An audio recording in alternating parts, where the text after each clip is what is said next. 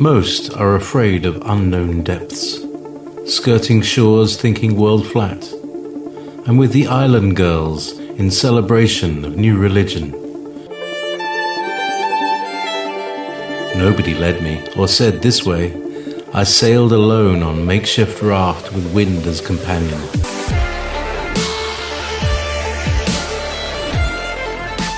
Fate for deliverance, confidence enough to assess new disposition. Seekers of lost paradise may seem fools to those who never sought the other worlds. Welcome to Momentary Zen with Zen Garcia. Visit www.fallenangels.tv. You're listening to Revolution Radio. Most disregard things prioritized relevant by seekers. The energy dynamics, one such notion. Would one invest the same amount of time, space one does in meaningless endeavor, such as watching TV, if one were able to manifest miracle, intending focus appropriately? Few comprehend the potential latent in eclipsing thought with absolution of mind. We are dreaming self into being every day, and yet few realize the personal responsibility of determining expressive reality. We are culpable for demonstration of darkness or light, black, white, joy, and fright, everything in between. Choice fuels the complexity of polar opposition, dividing the spectrum of attraction and retraction. Interest actuates resulting consequence.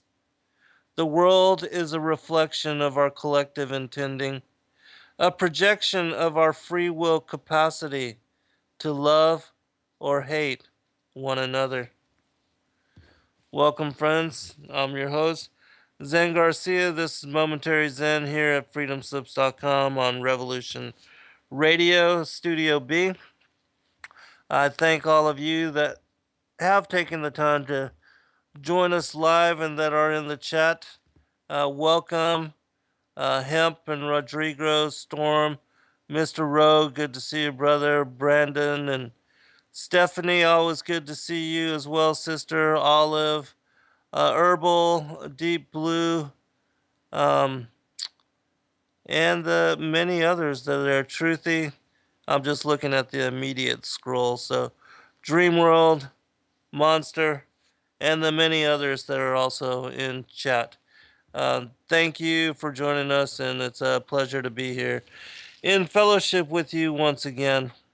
We're going to do a follow-up on the show that I did last week with Dr. Bob Thiel and talking about end-time prophecy from a variety of sources from cultures worldwide, in connection to the not only the biblical but the conspiratorial, the multicultural prophetic side of unfolding end times events, including reign of New World Order and Antichrist.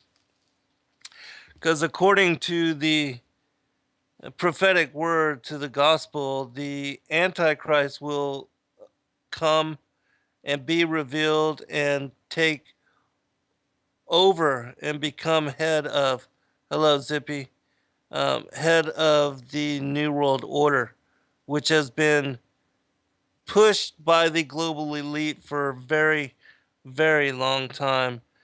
Something that they have been engendering to accomplish since well before even the time of Albert Pike or even I forget the guy who supposedly established it back in 1776, Adam Weishaupt.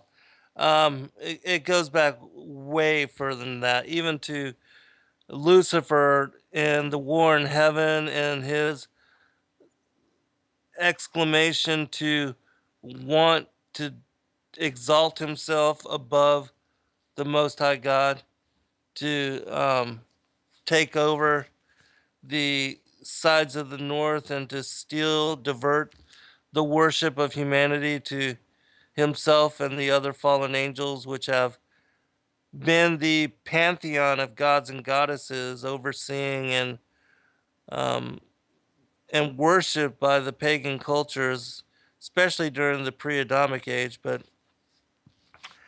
throughout all of prehistory and even into modern times. It says that in Revelation 12, that old serpent, that ancient dragon that deceiveth the whole world. And the worship of the feathered serpent has been pronounced worldwide. And there's always been this association with um, the many pagan cultures which were very advanced in their time and during the times that they were here upon the earth before disappearing for whatever reason. Many such cultures were very advanced, including that of the mythology surrounding the Atlantean, the Lemurian, these two very ancient civilizations, even in the times of ancient Egypt and ancient Greece, that the mythology was already extend very far into the past. And so this evening we're going to explore some of the mythology, some of the prophecies associated with the unfolding of end times events, and Dr. Thiel, who's studied and written several books now, and the book of prophecy, which was well in excess of 900 pages. I don't even recall the exact name of it, but he'll be joining us after the first break, and we'll go into that issue once more, which I find it to be a fascinating topic, as I know many of you do as well, especially since a lot of us believe that we are in the end times and that we are the last generation.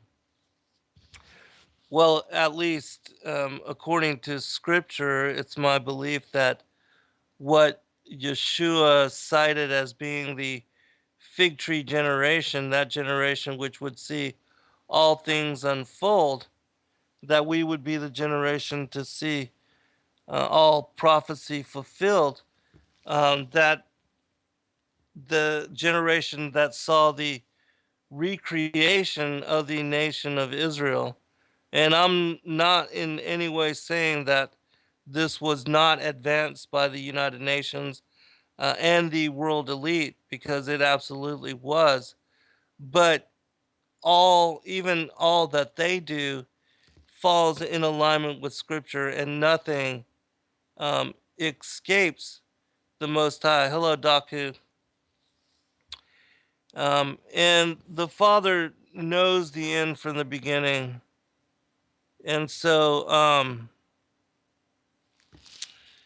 these are interesting times that we are living in. And according to a lot of, like we spoke about the prophecy of the last Pope, Malachi, St. Malachi's vision of all the popes leading up to Petrus Romanus, and according to that timeline, that Pope Francis, the current Pope, that he would be the final Pope, and that we would see the destruction of the Roman Catholic Church and the city of Seven Hills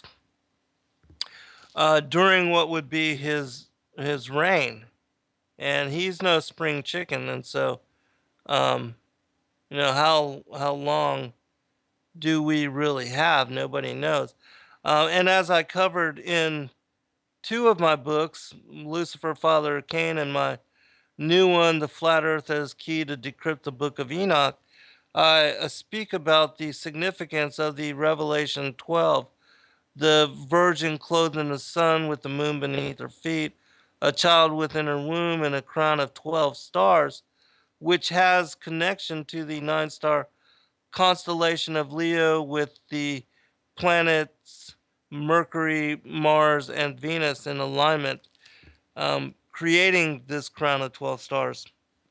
And that this particular alignment, according to Stellarium, is set to unfold, interestingly enough, on the Feast of Trumpets, September 23rd of 2017, which, for those that have studied and have followed the prophetic nature of the Levitical feast days, as we talked about somewhat last week, both Dr. Thiel and I, and I've covered this in previous shows, we talked about how Yeshua's first coming fulfilled the first four feasts, the spring feast and also the summer feast, and how his next coming will fulfill the next three, and that it will be kicked off by the fulfillment of the Feast of Trumpets.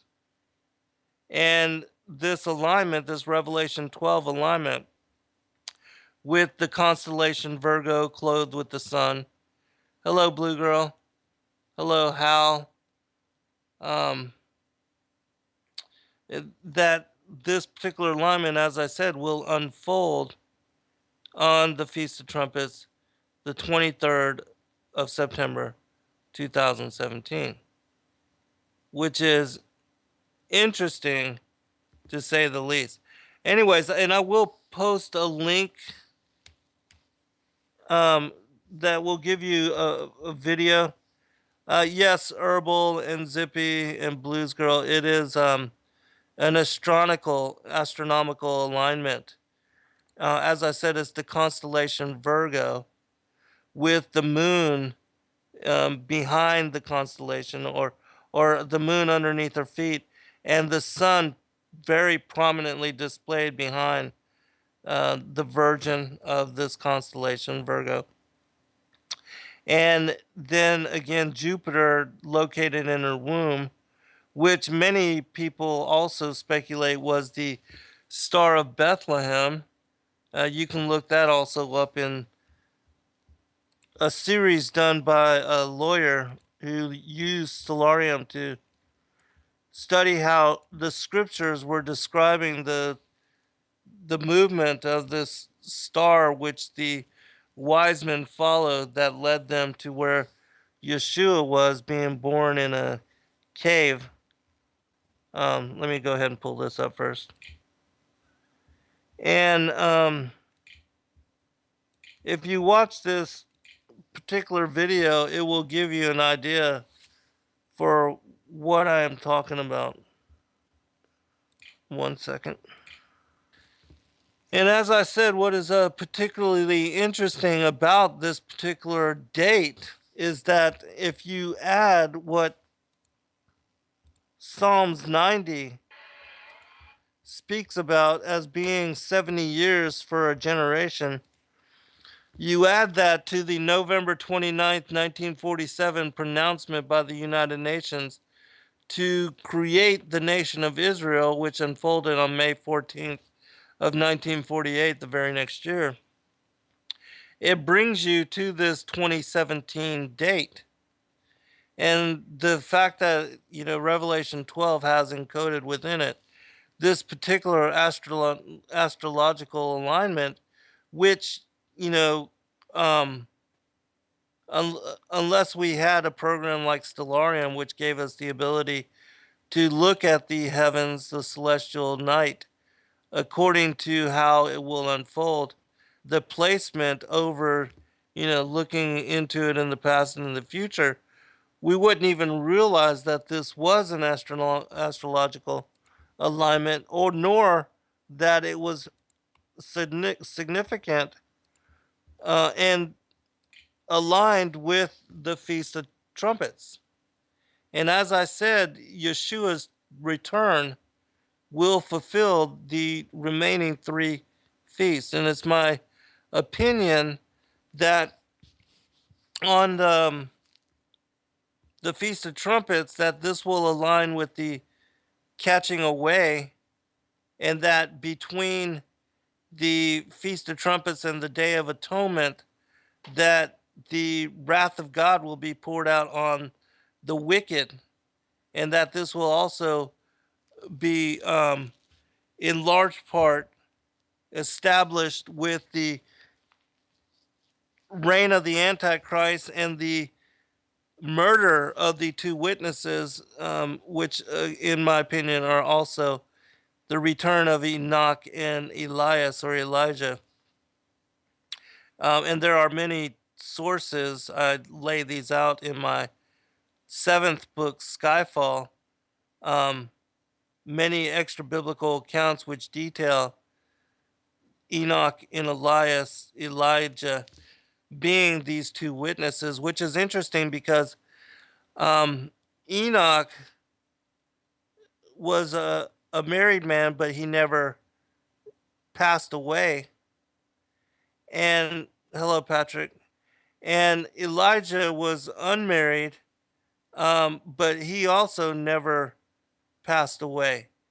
And both of them were taken up by the Most High to be witness, in my opinion, for the end of days, and they would be returned.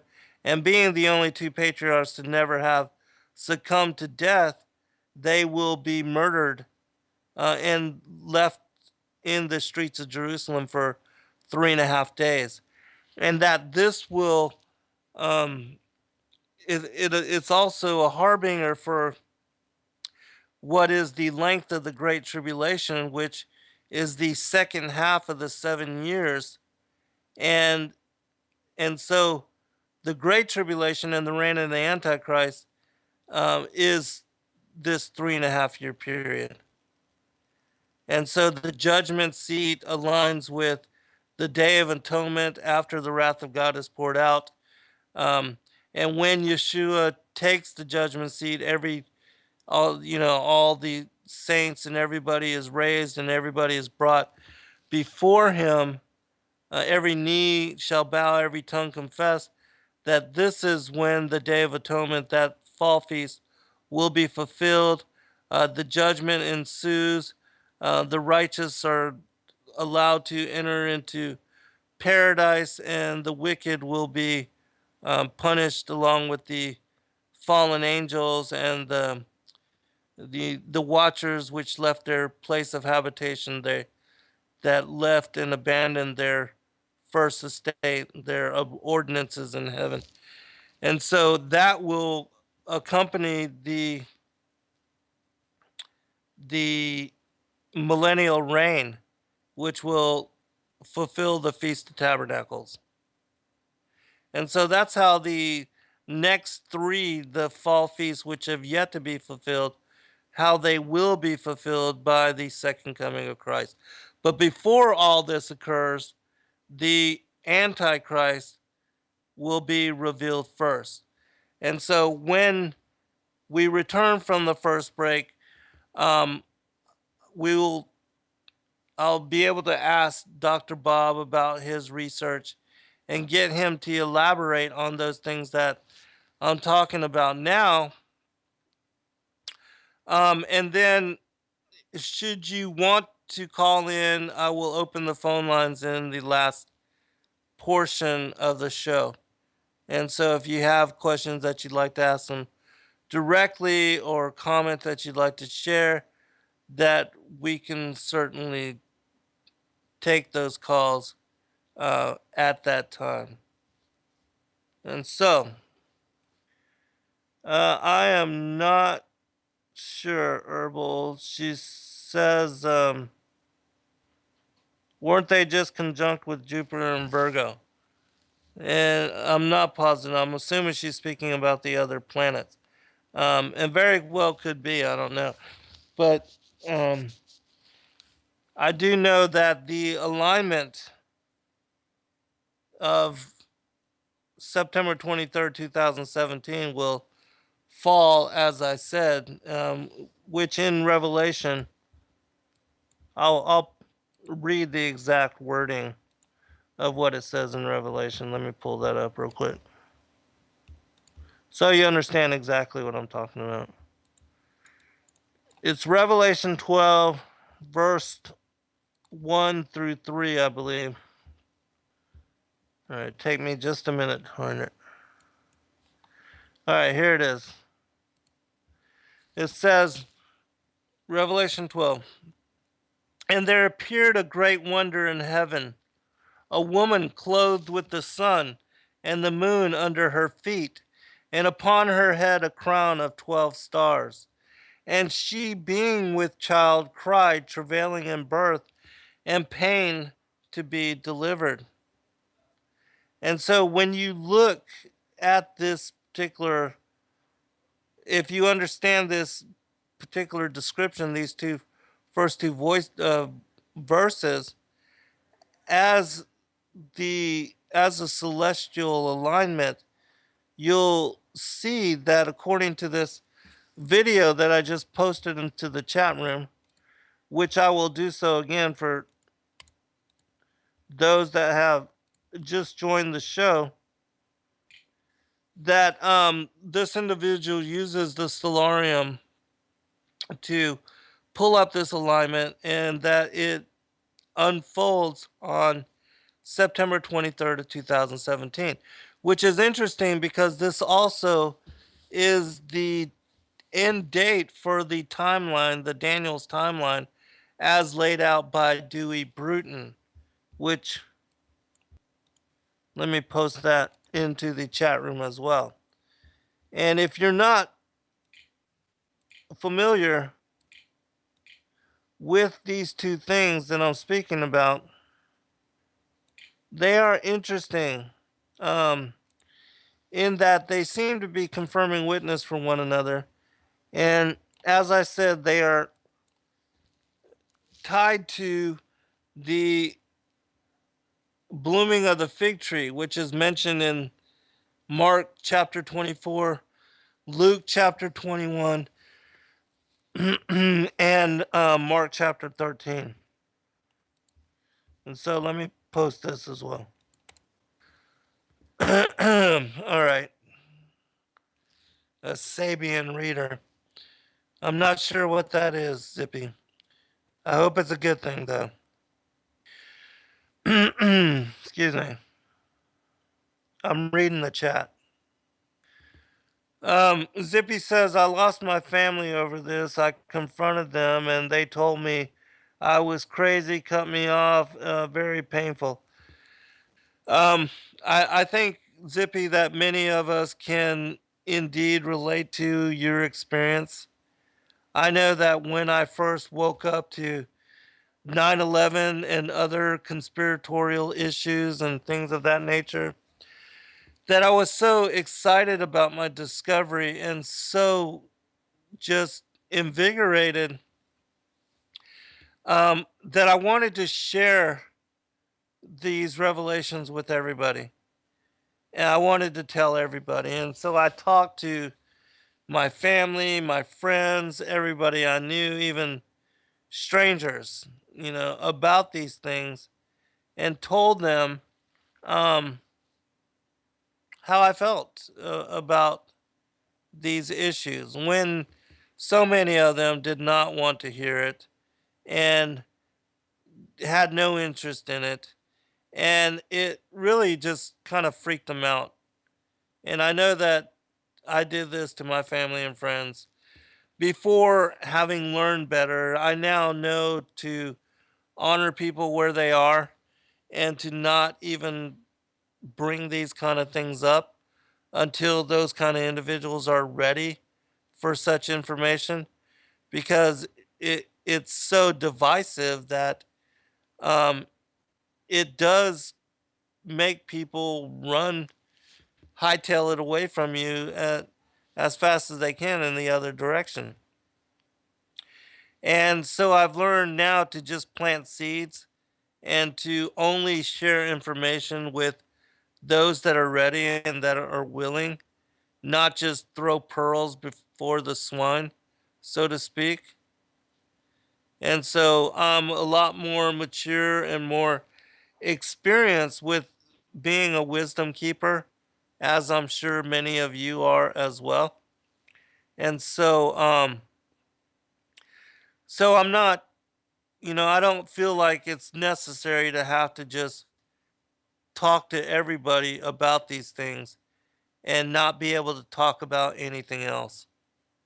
I've learned to respect people for where they are, and in my opinion, even if they choose ignorance or choose to be um, unknowledgeable about these things, then that's their choice. And who am I to force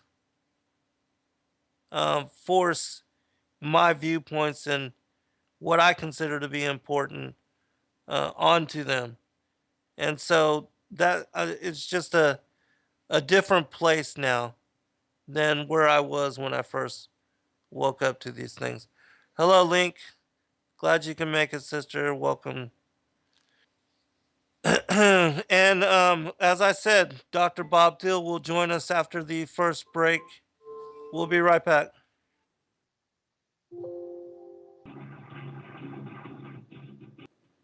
Welcome back, everybody. I'm your host, Zen Garcia. This is Momentary Zen, and we should have Dr.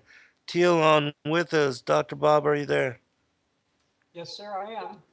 All right. Well, thank you for your willingness to come back on and to do a follow up on the series. It was a fascinating show that we were able to talk about your many endeavors. And so, before we continue, would you give out your website, your contact information, and where people can go to find and purchase your books? And and also specifically this one that we're speaking about this evening, Dr. Plum. Okay, well, our books are all available at Amazon.com. But if people go to Amazon, they have to spell my name right, which is ridiculous because my last name is not easy to remember. I mean, it's spelled T as in Thomas, Hiel, even though it's pronounced Thiel. So people can type my last name right in the name of the book. They can find them on Amazon. Also, we have another website, a couple of websites. One is a COG writer website, that's COGWRITER.com website, and the books are available there. Some of the information we talk about would probably be available at our ccog.org website, which is a church website.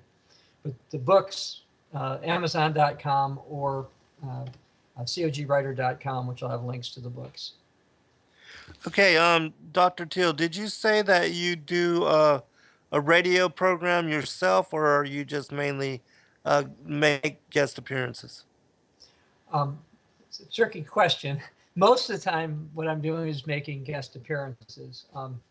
We have a church news related internet radio program that I do. It's on the Bible News Prophecy channel. And again, you can find a link to that at the cogwriter.com website. But most of the time, I'm a guest. I'm probably a radio guest about every 3 weeks. I seem to do one. Some months I'll do a bunch, and other times I'll take a month or two off. Right, right. Okay, and the title of the book that you wrote on the prophecies, which we'll be discussing this evening? Well, I've got a lot of prophetic books, but the latest book that I wrote, your listeners are sitting down for this one. It's called Hillary Clinton, Prophecy and the Destruction of the United States. That's my latest prophetic book. Okay, is that the one that has all the prophecies about the end times from the various cultures? It does, although I had another book that we were talking about last time that was called 2012 and the Rise of the Secret Sect. Okay, yeah. That had probably more of the other cultural studies of prophecies because people were interested in the Mayan prophecies and that type of a thing. The Hillary Clinton book does have non-biblical prophecies in there. For example, it's got a prophecy from the Dalai Lama. It's got some Native American prophecies. It's got Catholic prophecies, Orthodox prophecies, biblical prophecies. Now, for your listeners who may have cringed when I said all this, I rely on biblical prophecy, but I do believe to a great degree you can tell certain things are going to go on by non-biblical prophecies, basically because I think that's part of Satan's deception to get people to fall for not following Bible prophecies. So the Hillary Clinton book, which is the one that came out this year, has, again, both biblical and non-biblical prophecies, but relies on biblical prophecies. But again, last time we were mostly talking about my old book, 2012 and the Rise of the Secret Sect. And just make a comment. I don't know if I said this last time or not, but I remember one time I was doing a radio interview and there was a call-in program. This was like 1 or 2 in the morning. And this guy calls in, he says to the host, "Host, you sound like a reasonable guy.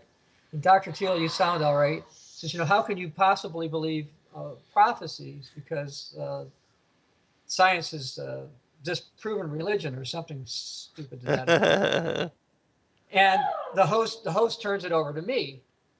And I said to him, well, I said, I gave him a few examples. I said, decades ago, I believed, based on biblical prophecy, that we would see something happen in Europe, that the Eastern Europe would split from the Soviet Union, and that something like the euro would develop. And I said, that happened. And I said, since my book came out, this is my 2012 book that I wrote, that came out in 2009. I said, and this was probably 2010, I'm on the radio for this. I'm saying, well, probably 7 or 8 things that my book said were going to happen have already happened. And with getting back to that book, world events confirmed 32 or 33 predictions that were in that book. Now, some of the predictions, everybody will probably say they would have been right on too. Like I said, for example, the world was not going to end December 21st, 2012. So nobody considered that a particularly great prediction, except, of course, the fact is it was true. Yet places like the History Channel were putting people on the air who continually said the world was going to end. There was one particular person who built some kind of a compound out in some mountains someplace, and he was on TV all the time, and it was just nonsense. That couldn't happen. In my Hillary Clinton book, in the back of the book, I actually have a dozen predictions that I had published in either the 2012 book or my Barack Obama book that Barack Obama himself or his administration fulfilled. So one of the reasons I believe in biblical prophecy, other than the fact that I do believe the Bible, is because, as it turns out, world events keep lining up with biblical prophecies. And Right. that's one reason why your listeners may want to pay attention to them. So you've got to be careful these days. There seems to be like 2 or 3 different attitudes on prophecy. One is that prophecies don't matter, nothing's never going to change. And that was actually prophesied. Peter wrote about that there'll be scoffers in the last day saying Right. things have never changed.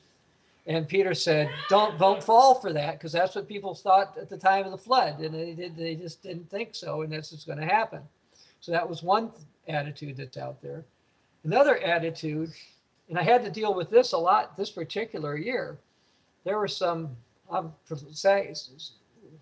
lack of better categorization, Protestants who believed that because Pope Francis was coming to the United States, United Nations, that New World Order was going to be set up in September, that the Jade Helm was a prelude to this, and all this stuff was getting set up. And I wrote, and actually I did some radio about it too, and I said, look, yes, the Pope is going to come. Yes, this message is a one world order message. That's all true. And yes, Jade Helm was going on. I said, but the United States is not about to take over the country. And this situation biblically is not ready for the whole world to go into all this. So a lot of people were thinking I was overly cautious, but as you can tell, that was the case. Also, some who were fascinated with something called the Shemitah year and the blood moons. I had written about that a couple of years before and said, look, I can read the book of Matthew 24, when Jesus' disciples came up to him and said, look, what are you supposed to look for? And I said, seeing blood moons before the tribulation wasn't one of them. That just wasn't on the list. Right. And the Shemitah year is interesting because that's based on the Hebrew calendar. And you know that I believe, and your listeners may not know this, that I believe in the biblical holy days, which follow the calendar. But when these people were talking about the Shemitah year, I said, no, that's not the case. First of all, the year is wrong. And secondly, I don't believe it. And now you've got over on World News Daily, by the way, they're promoting this guy called the Harbinger Man. They got a video movie they made. And they said all these terrible things were going to happen in September of 2015, Right. that world economy was going to collapse. And then when it didn't, they were trying to say the Dow Jones dropped in the wake of the Shemitah and stuff. And I wrote about that at the cogwriter.com website and said, no, we haven't seen that. And since that time, we haven't had that massive collapse. It isn't that we're not setting ourselves up for a massive collapse, but people who get overly excited and latch on to non-biblical things, they're not going to get it. So those are two categories of people. Then hopefully your listeners are more in the third category, which are, yes, we believe in Bible prophecy. No, we don't understand every single nuance and aspect of it. And so, yes, as world events happen, we can get basically our vision sharpened, if you will, because some things make more sense to us nowadays.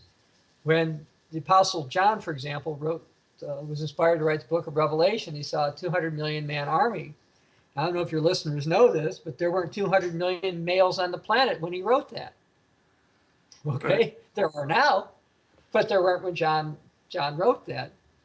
So we see that the potential of having a physical 200 million man army is now possible, which again, when the Apostle John was inspired to write that wasn't possible. So we see things as time goes on. And so hopefully your listeners will believe biblical prophecy.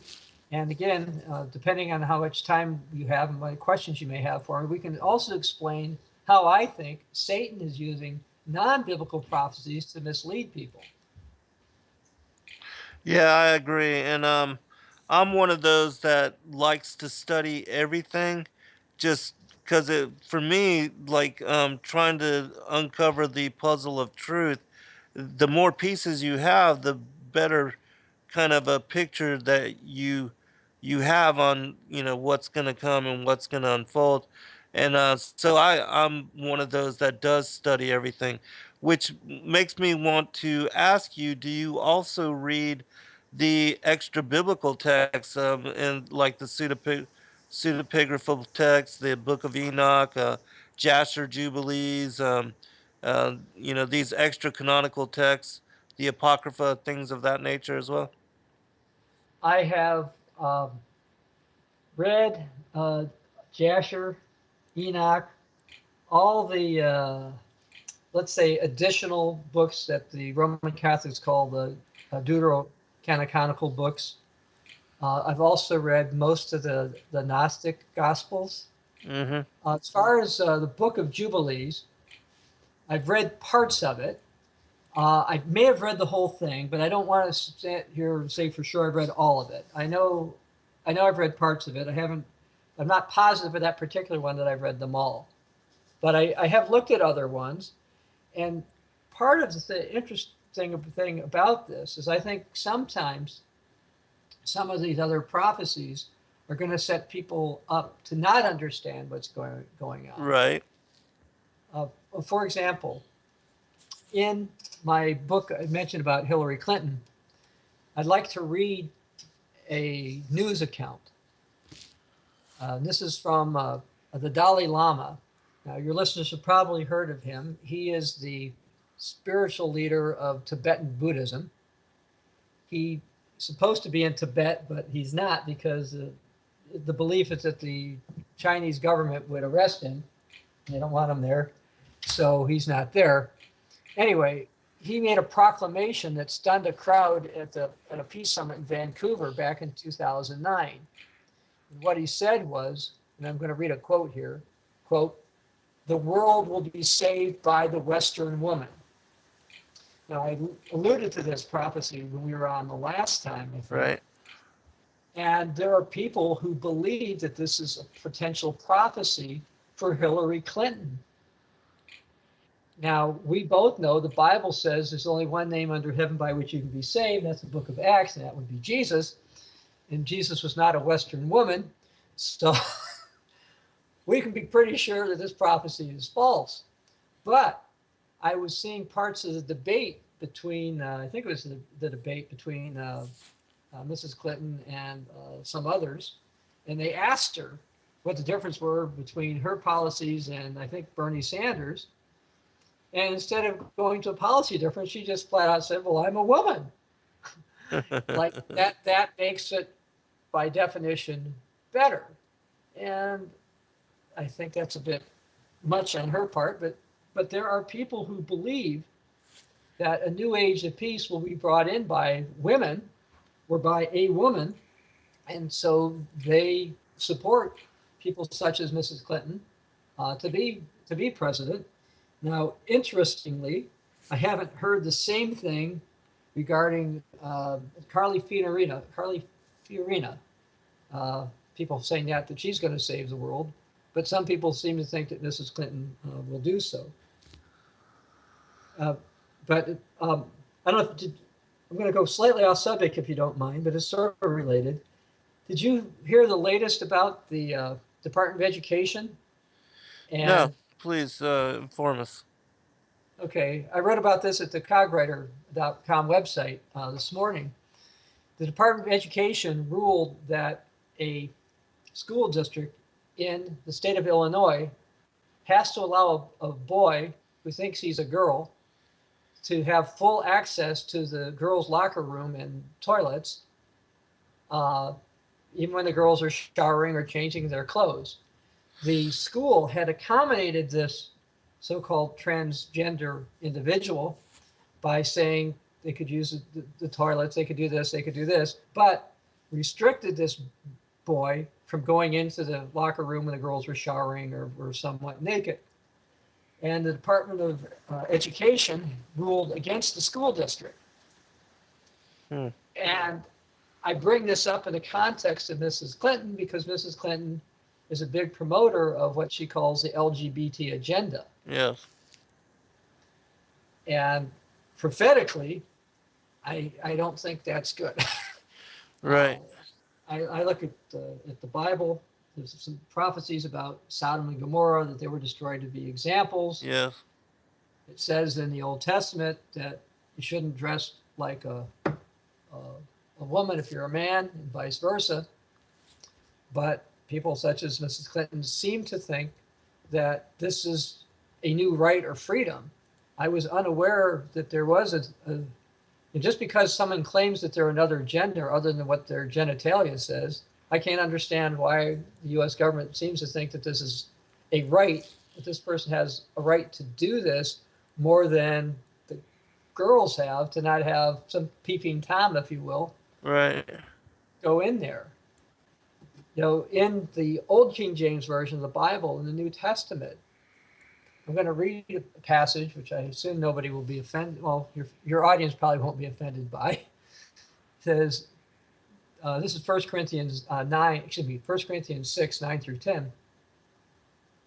Know you not that the unrighteous shall not inherit the kingdom of God? Do not be deceived, neither fornicators, nor idolaters, nor adulterers, nor effeminate, nor abusers themselves of mankind, nor thieves, nor covetous, nor drunkards, nor revilers, nor extortionists shall inherit the kingdom of God.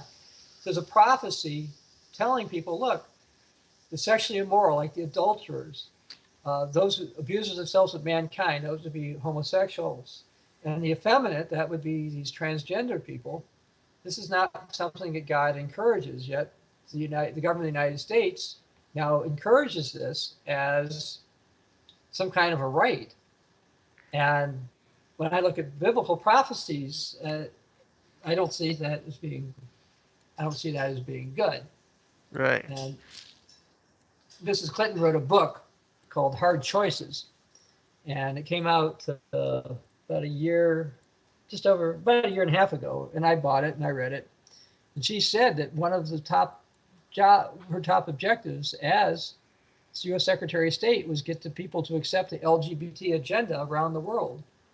And again, reading the Bible, I don't see that as good. There's even Catholic prophecies, and I'm not Roman Catholic, but even Roman Catholic prophecy says that destruction is going to come to the United States because of abortion and the homosexual agenda. And that prophecy came out of two or three decades ago. And that was before the agenda was going forward.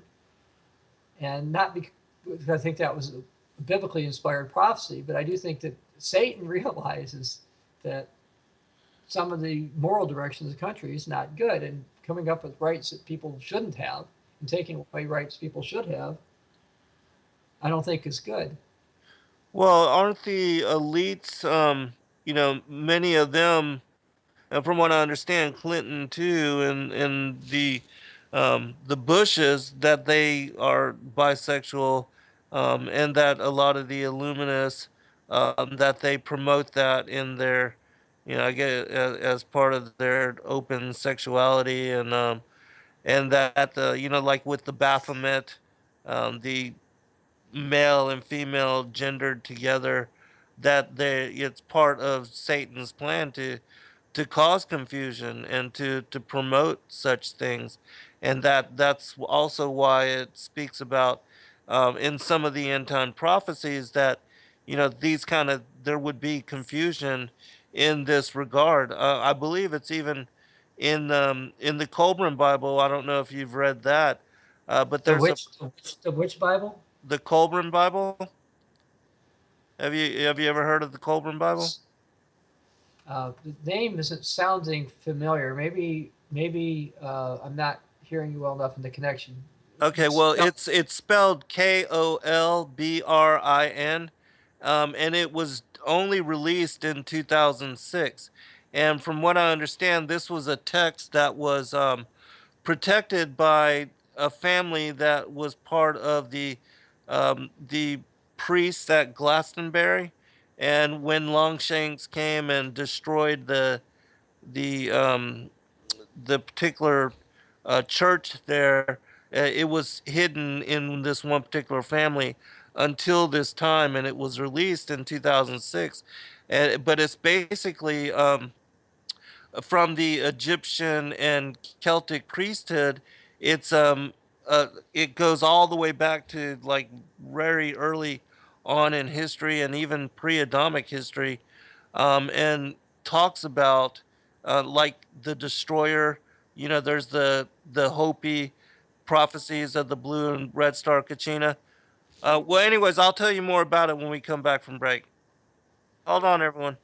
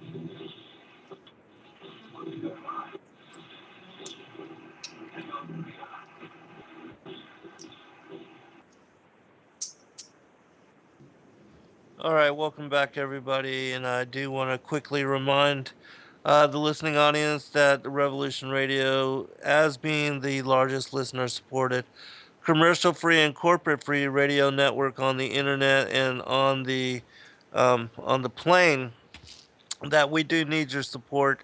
And if you would, to please go to freedomslips.com, click on the donate button, and support us in our endeavor to go 24/7 satellite and increase our listenership and our outreach, and take the all of the work of the various hosts, the 40 plus that come on both Studio A and Studio B, to a larger audience, and being cover all of the different topics that we talk about, because we think that a lot of what we do speak on is some of the most important topics and discussions and discourse going on anywhere else. And so we appreciate you in advance and thank you for your support.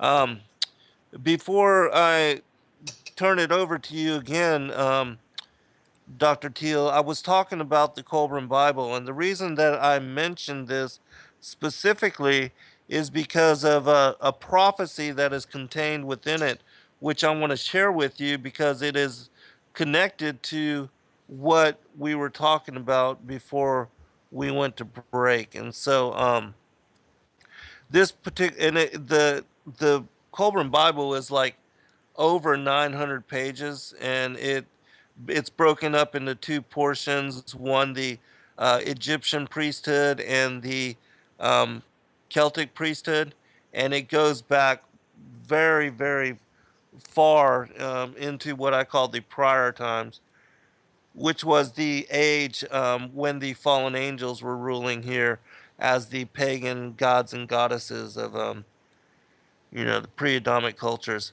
But anyways, this particular portion is from a text called the Destroyer. It's in chapter 3 from the Great Scroll. I'm not going to read all of it, but just this particular part that is relevant to what we're saying. It says this: Thus in the days of the heavenly wrath which have gone, and thus it will be in the days when the doom shape comes again. The times of its coming and going are known unto the wise. Hold on, I have to make this a little bit smaller so I can read it all. Um, but it'll be well worth it. And I'll send you, I have an electronic copy of it, so I'll send it to you after the broadcast. Um, so that if you are interested in it, you can certainly purchase a print copy if you want. They're available online. But anyways, continuing. The times of its coming and going are known unto the wise. These are the signs and times which shall precede the destroyer's return. 110 generations shall pass into the west, and nations will rise and fall. Men will fly in the air as birds, and swim in the seas as fishes. Men will talk peace one with another. Hypocrisy and deceit shall have their day. And this is the interesting part in regards to what we were talking about. Women will be as men, and men as women. Passion will be a plaything of man. A nation of soothsayers shall rise and fall, and their tongue shall be the speech learned. A nation of lawgivers shall rule the earth and pass away into nothingness. One worship will pass into the four quarters of the earth, talking peace but bringing war. A nation of the seas will be greater than any other, but will be as an apple rotten at the core, and will not endure. A nation of traders will destroy men with wonders, and it shall have its day. Then shall the high strive with the low, the north with the south, the east with the west, and the light with the darkness. Men shall be divided by their races, and the children will be born as strangers among them. Brother shall strive with brother, and husband with wife. Fathers will no longer instruct their sons, and their sons will be wayward. Women will become the common property of men and will no longer be held in regard and respect. Then men will be ill at ease in their hearts, they will seek they know not what, and uncertainty and doubt will trouble them. They will possess great riches and be poor in spirit. Then will the heavens tremble and the earth move. Men will quake in fear, and while terror walks with them, the heralds of doom will appear. They will come softly as thieves to the tombs. Men will know them for what they are. Men will be deceived. The hour of the destroyer is at hand. In those days, I'm almost done too. In those days, men will have the great book before them. Wisdom will be revealed, but the few will be gathered for the stand. It is the hour of trial. The dauntless ones will survive. The stout hearted will not go down to destruction. Great God of all ages, alike to all who sets the trials of man, be merciful to our children in the days of doom. Man must suffer to be great, but hasten not his progress unduly. In the great winnowing, be not too harsh of the lesser ones among men. Even the sons of a thief have become your scribe. All right, and that's it. And so you see how it says, there will be confusion among the genders, that men will be as women and women as men. And that's certainly what we see in this day and age. Yeah, as I say, when I reported about that earlier this morning, and it was, I actually saw it last night, and I thought about it last night, and then I thought I'll report about it this morning. It's astounding, this idea that gender is a psychological choice, that you can decide if you're a man or a woman, irrespective of how you've been born. I haven't researched where this nonsense came from. Ultimately, it's certainly satanic. But anyway, when you're reading through the passages that you were reading, that portion of the Kobrin Bible, 2 or 3 things came to my mind. One is there's actually 1 or 2 Catholic prophecies that have something similar to that in there. Not the gender confusion, but some of the other things. There was one that, for example, says that people were going to fly, and there's one that predicted television. But what I was noticing there, and this is what I've noticed a lot with non-biblical prophecies. Non-biblical prophecies frequently, in certain respects, line up with biblical prophecies. The idea, for example, you mentioned women being property per se. Now, while that's still it's long been the case in Africa and in Islamic cultures and some other cultures. Mm-hmm. Certainly, that's not the case currently in the West. But there's a biblical prophecy. I should have looked it up while you were reading it, but I didn't. But basically, it says 7 women are going to take hold of 1 man and say, just give us your name so you can hide our shame. So there's something strange. There is a biblical prophecy about something unusual happening to women. But the other stuff, though, Jesus talked about something called the beginning of sorrows, Right. which is when all kinds of strange things start to happen and nobody really gets it. Or a lot of people aren't going to get it. And I think that's where we're at prophetically. Before the break, you had mentioned Hopi prophecy. And I knew I had Hopi prophecy in my 2012 book, but I thought I had some, and I did in the in my Hillary Clinton book. Interestingly, there are some prophecies that suggest, it's interesting when you look at Native American prophecies, some suggest that a woman might be a good thing, but others, actually I ran across one that's in my book that suggests that a female is going to work with the Antichrist and the beast to kind of let things happen. Now, whether or not that's going to be Mrs. Clinton or not, or whether or not that will come to pass, I don't know, because the Bible doesn't say that. But biblically, there's a prophecy in Isaiah chapter 3, verse 12, talking about women ruling over people. This next thing I'm going to bring up, I don't know where you come from on this. I'm sure we have some areas of differences. I do believe in pre-Adamic times, but not quite the way you brought it up. But on this other part, do you know anything about, or do you believe anything that would be called British Israelism? Are you familiar with it at least? British Israelism. No, I'm not real familiar with that. Okay. Would it be okay to kind of Oh yeah, bring that up? certainly. You're welcome to go wherever. Don't limit yourself in any way. It's your show, and I'm a guest. Uh, anyway, there are there were 12, actually ended up being 13 tribes of Israel because Joseph had two children, and Israel, whose name was Jacob, God Hmm. changed Israel, Yes. adopted Joseph's sons, and they became Ephraim and Manasseh. And various people, including me, believe that some of the prophecies of physical blessing ended up going to Joseph's descendants. So these prophecies are in the Old Testament, particularly chapter 48 and 49 of the book of Genesis. Why is that relevant? Well, some people believe that the United States is somewhat representative of the descendants of Manasseh, whereas the United Kingdom and countries such as Australia, New Zealand, and what did I miss? Canada? Yeah, Canada, uh, were descended from Ephraim. But why does this matter with any of these kinds of things? Well, one is that if you look at the other descendants of Joseph in the United Kingdom, Australia, New Zealand, and Canada, they've all had female prime ministers. And okay, fine. That doesn't mean a country like the United States, which doesn't have a prime minister, will necessarily have a female president.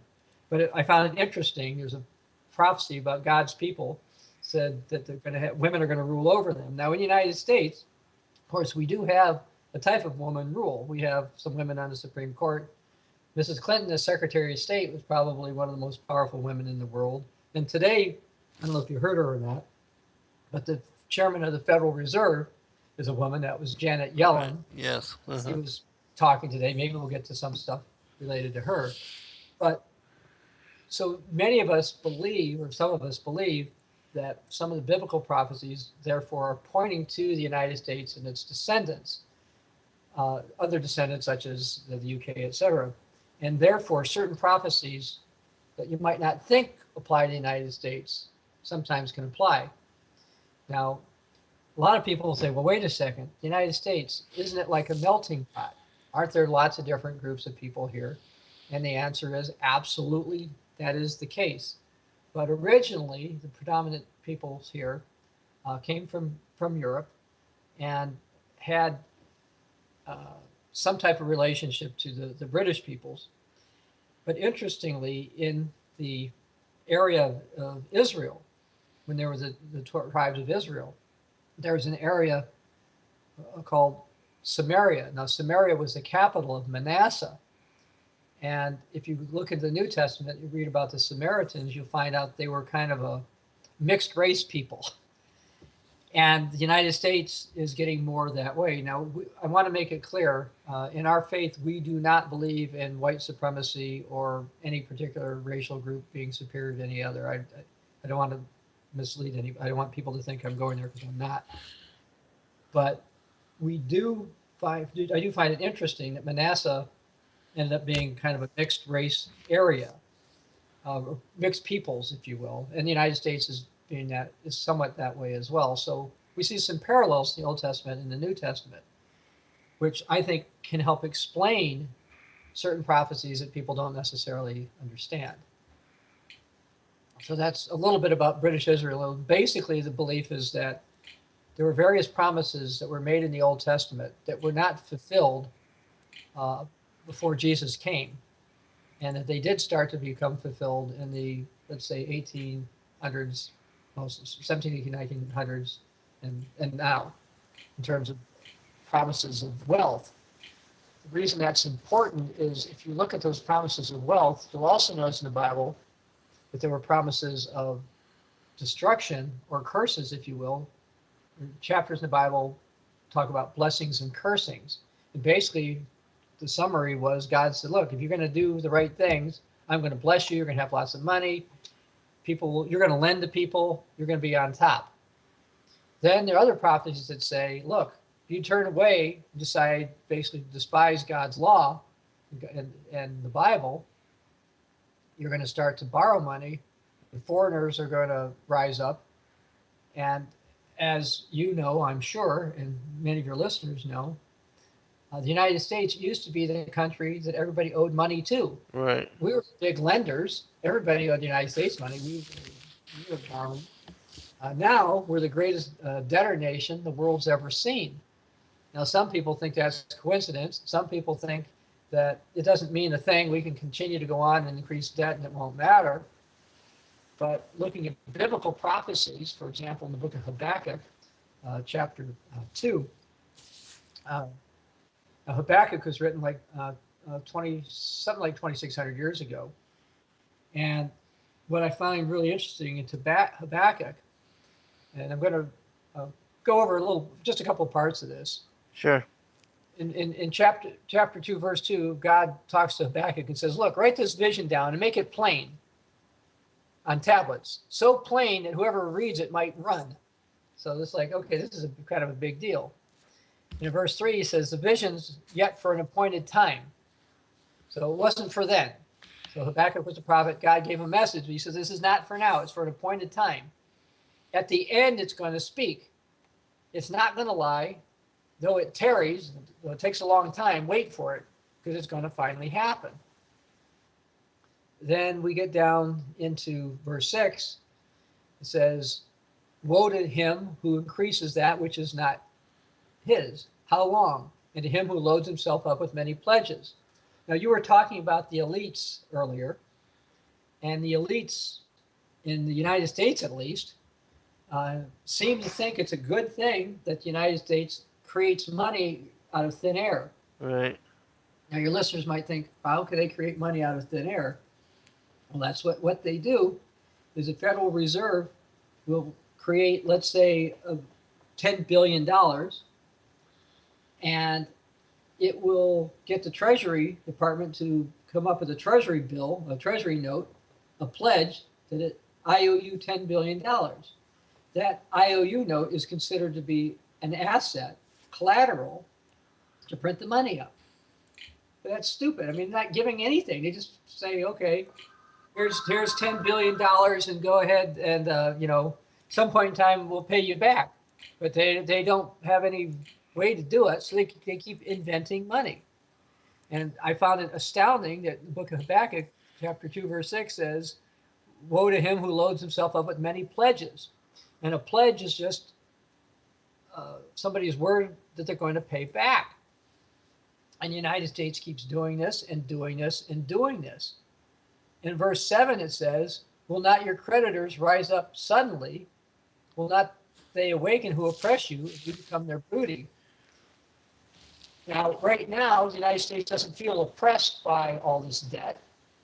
The United States has borrowed money from a lot of sources, but mainly from the Chinese, the Japanese, and the Arabs, and then to a lesser degree, the Europeans in terms of debt. The Europeans tend to own more stock. They don't seem to trust the treasury bills quite so much. But it says, will not they waken who oppress you? Now, right now, with the interest rates as low as they are, the United States doesn't feel particularly oppressed, and that continues to get the politicians to decide that they can keep increasing the amount of debt the U.S. has. Right. Since I was on this show last week, the House of Representatives, then followed by the U.S. Senate, came up with a budget deal for Barack Obama to sign, which he did, to basically say you can spend whatever you want, and we won't worry about a debt ceiling until 2017. And I find that astounding. We're supposed to have a debt ceiling. I have a ceiling in my house. As a matter of fact, while I'm talking to you, I'm going to look up at it. And I've been in this house a long time. I think 18, 19 years, something like that. And guess what? The ceiling in my house has never gone up. Right. It's still there.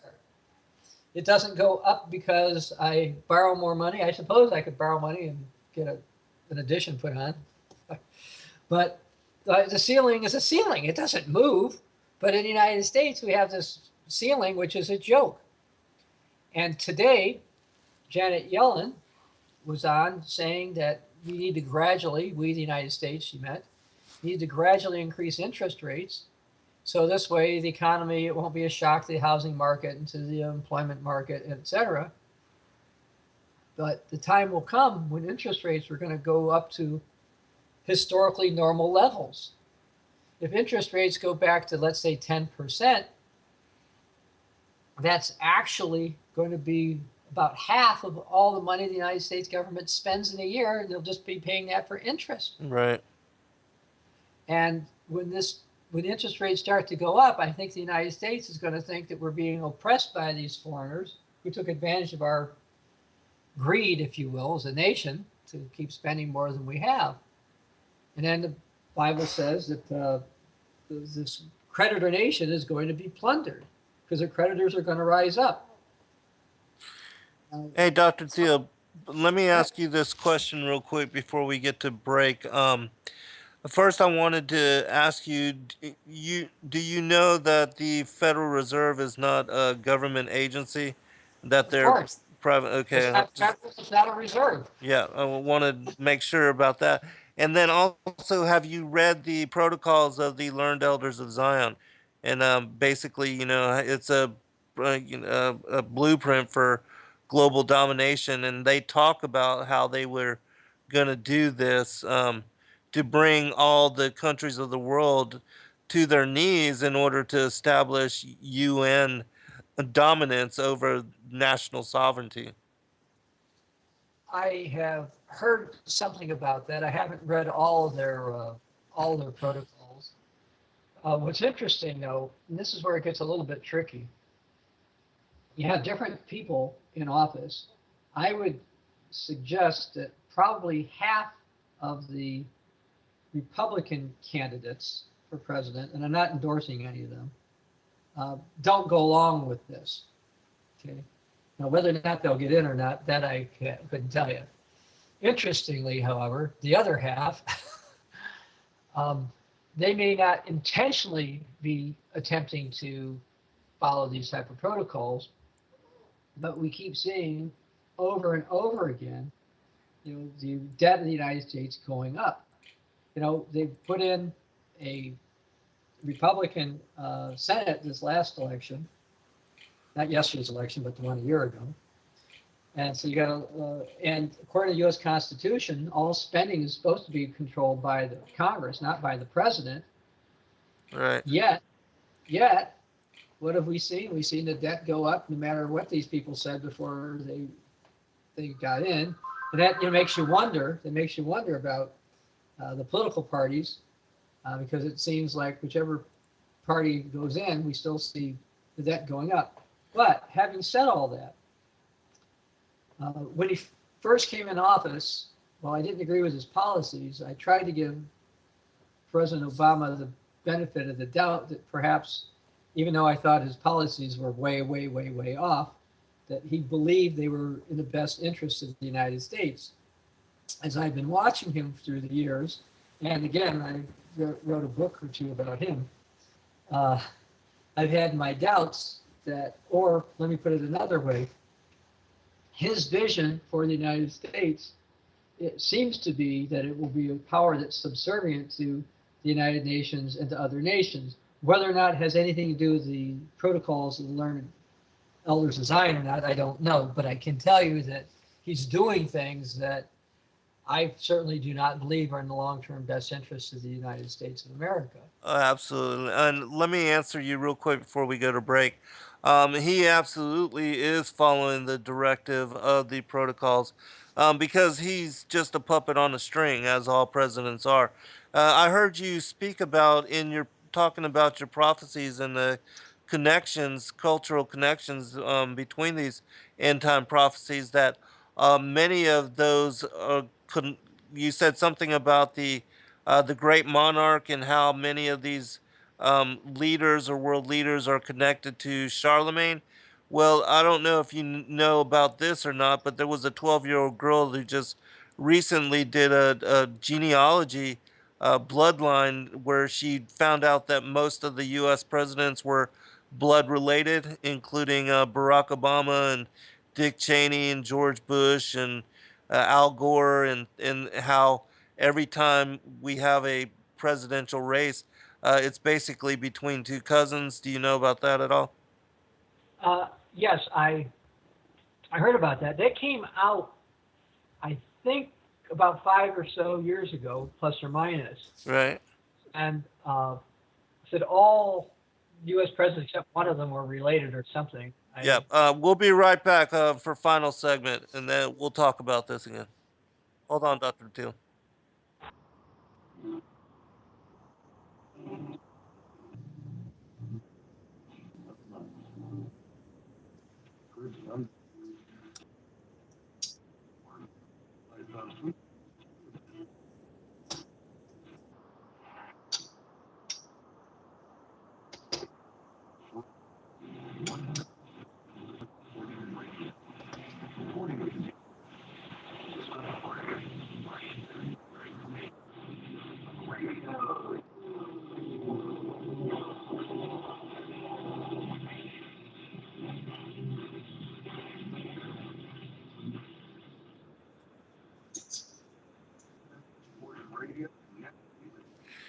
All right, I'm gonna read something really quick from a Hopi prophecy because it also ties into with the theme of what we've been speaking about tonight.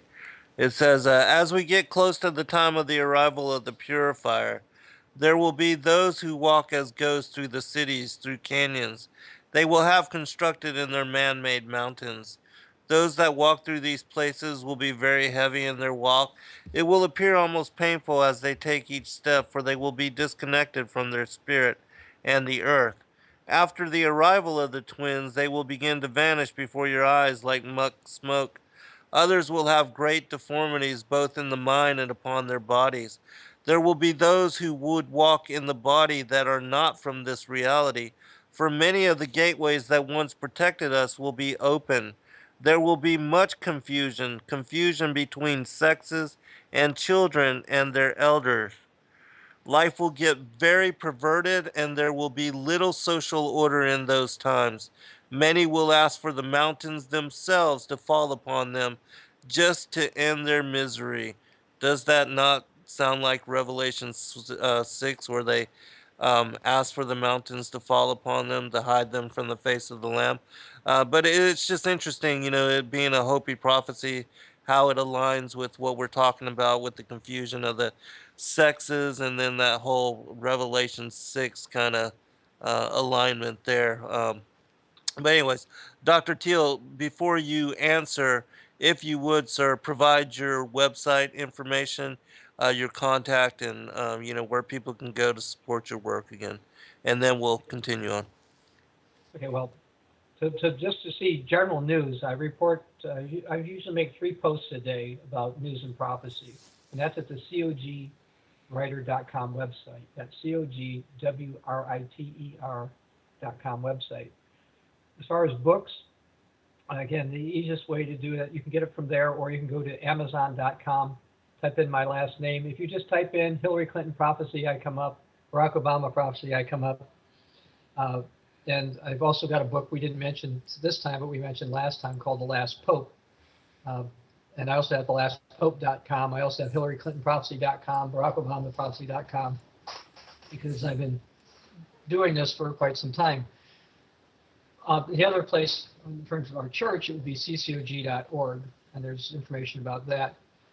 But one thing that you were mentioning about the Hopi, as I remember this from my research in my 2012 book, was that the Hopis basically forecast something that resembles the Great Tribulation. Yes. And so that's consistent with some of their prophecies. I was noticing, though, that there's a prophecy from it's called from Black Elk and Crazy Horse. These are Yes. Sioux Indians. And they basically see a time when the whites in the United States are going to be having problems, perhaps from atomic warfare. I suspect that it'll happen, but I don't think that the bombs will discriminate. Right. I think it will go toward everyone, although it may be that perhaps depending on where the bombs land, I suppose they would hit people of more of one ethnic group versus the other. So yeah, there are a variety of prophecies out there. You mentioned before when you were talking about Charlemagne and the great monarch. We didn't discuss that at all today, except you mentioned it. But unless your listeners heard it last week, I'll try to summarize this briefly. In the Bible, there are prophecies about a leader called a beast who rises from the sea. He's also called the King of the North in Daniel chapter 11.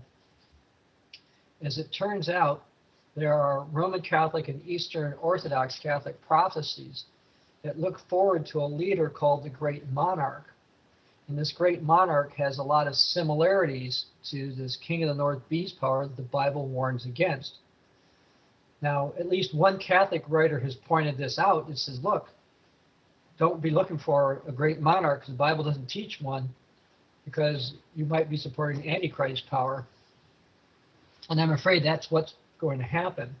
There are prophecies in other cultures, including the Chinese from the Tang Dynasty, the Hindus, and some others that look forward to a time where leaders that sound like the beast and the Antichrist are going to rise up, and that people should support them.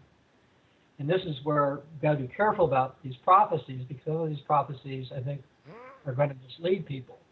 For example, when this great monarch guy rises up, he's going to do certain things. Now, the Bible warns against some of these things, but I think some people who are going to support him are going to say, oh, but look at, none such and such said this was going to happen, and priest such and such said this was going to happen, therefore this is good. You know, just because things happen doesn't mean they're good. Right. And so I'm concerned that a lot of people are going to be misled. And actually, that's what part of what my books are designed to do, is explain to people what's coming and what to look out for. So when it gets closer, they'll know.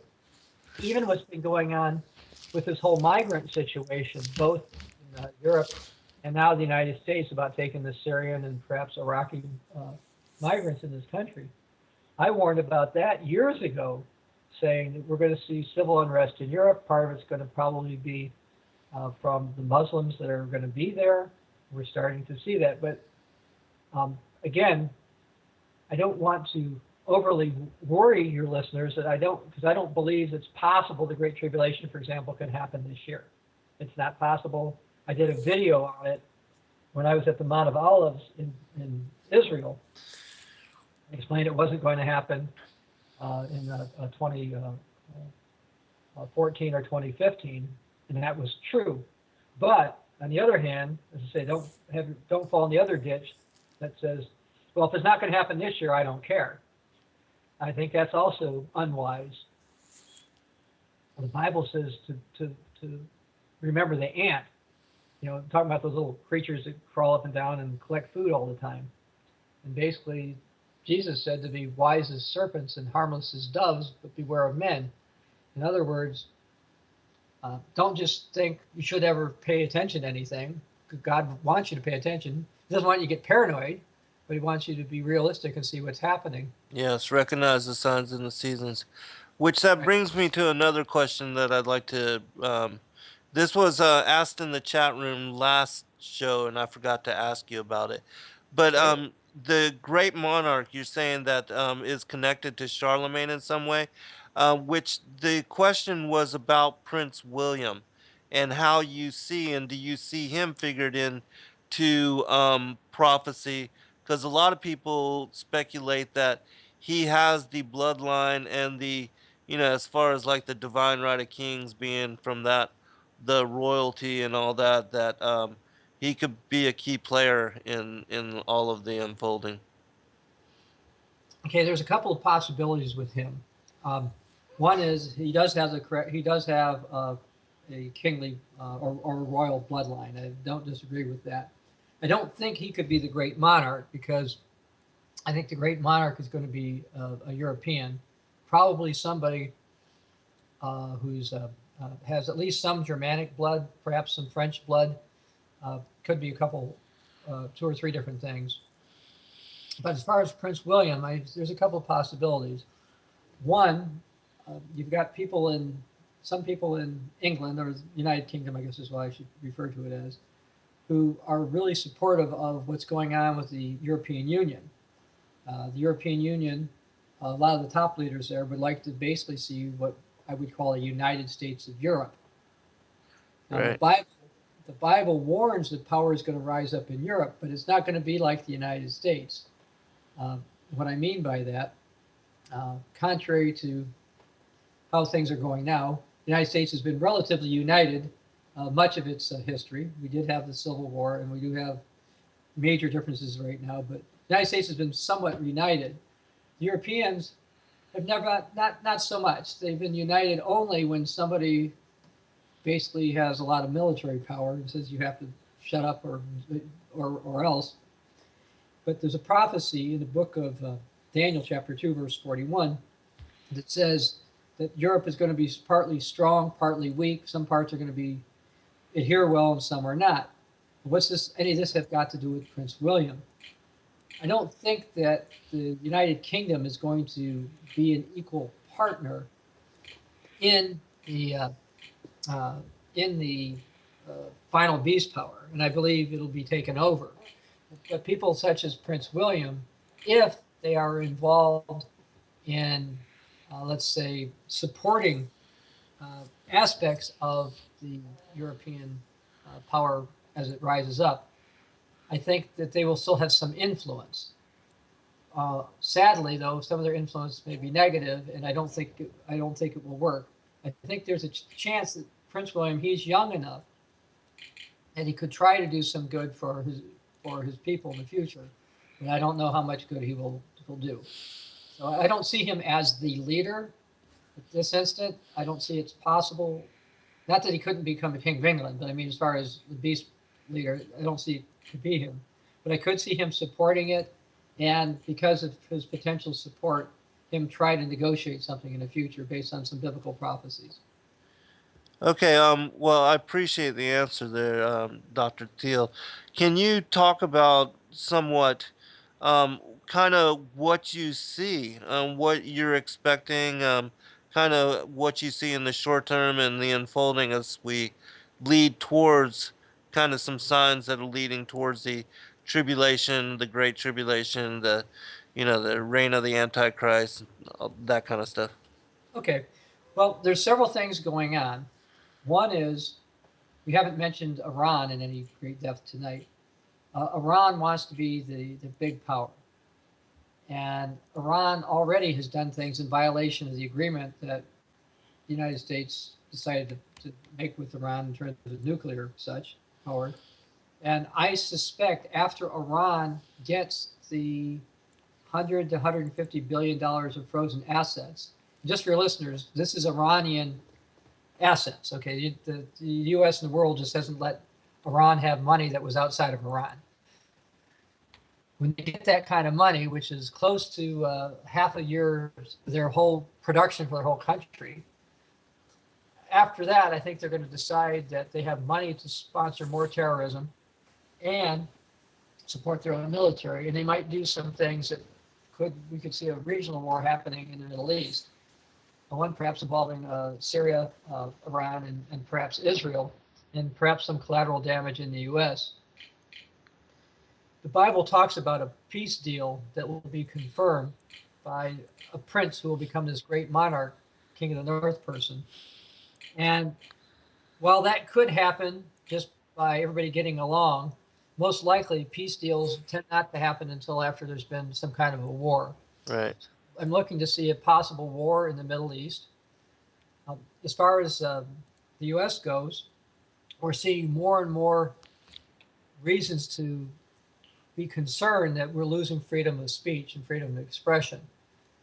We talked about some of the transgender stuff earlier in the broadcast, but also there are a couple of bills. There's a House resolution, I think it's 3185, and then there's a Senate one, basically expanding the whole transgender and gender confusion, if you will, bills, what I would call it. And the concern that I have is that it may make it sound like groups that are considered public have to basically accommodate their version of what the genders should be. mean, it's so bad. I want to make it clear. It's so bad that the Department of Education was saying that males who claim to be female, even though they're males, can now supposedly compete on all girl teams. Oh my gosh. Right. Now, what is that going to do? That will destroy all girl teams. Yeah. Okay, contrary to the lie that's out there. Okay, men and women are not the same. All Right. right. As a general rule, men are stronger and faster and usually taller. And because of that, they have physical advantages in most sports. That's why, to be fair, there are girls' teams and boys' teams, or male and female teams. As a matter of fact, years ago, it was so bad in the Olympics, they were worried that some of the people from the communist bloc were actually males who were surgically modified to be female so they could compete. So they actually started to take hair samples from the Olympic athletes to be sure that all the girls were girls. Right. But we've got this kind of stuff coming on in the U.S. Now, there's a small chance with the 2016 presidential election that some of the LGBT transgender agenda stuff will be slowed down. But the direction is that we're going to see more of that, and we're going to find out more and more that we will have the right to say less and less. The time is going to come, and it's getting close to it now, that if you say, for example, what the Bible says about homosexuality, about being an abomination, and those who practice such don't inherit the kingdom of God, they're starting to call that hate speech. Right. And so that's a concern. We'll see that. Those who think that the United States is going to remain the bastion of freedom forever, sadly, I think we'll find out too late. We're seeing handwriting on the wall, if I could use that cliche. It comes from the Bible, of course. We're starting to see the handwriting on the wall. So what are we going to see in the short term? More debt, a little bit more weakening of the U.S. military. We will see some events in the Middle East, some of which will surprise people as they happen. But the other thing I will warn people, once the time comes, there is a peace deal, and there will be some kind of peace after a while. The elites are going to say, see, we have it right. The United Nations, coalitions of nations, blah, blah, blah, blah, blah. We know how to bring peace. We're bringing peace. Anybody that tells you anything otherwise is a traitor or unpatriotic or whatever term they're going to use. And it's hate speech. And people are going to be lulled into a false sense of security. And the Bible warns in 1 Thessalonians 5, verse 3, that they're going to say peace and safety and sudden destruction is going to come. Now, we are years away from that sudden destruction.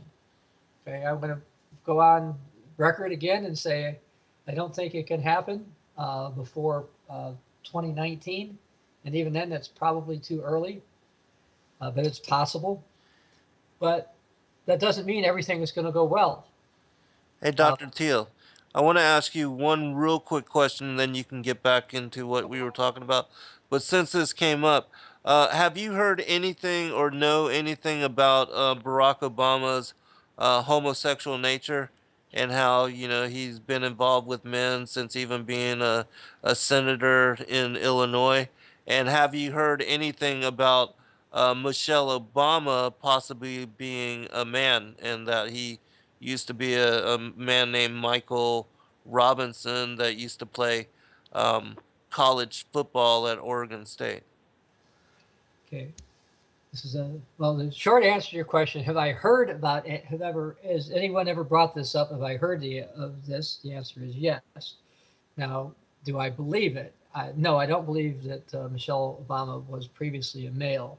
Now, is it possible that Barack Obama had homosexual encounters? Well, he was a heavy pot smoker.